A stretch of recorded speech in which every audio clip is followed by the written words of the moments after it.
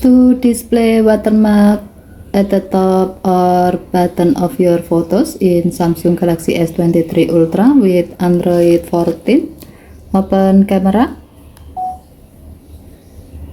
and then tap camera setting icon at the top left. Tap watermark. Scroll down the screen. Under alignment option, select top align icon to place the watermark at the top of the photo. You can see in the preview that the watermark is now placed at the top of the photo. Or you can select bottom align icon to place the watermark at the bottom of the photo.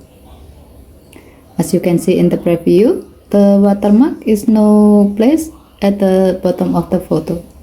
Okay, thank you for watching. Have a nice day.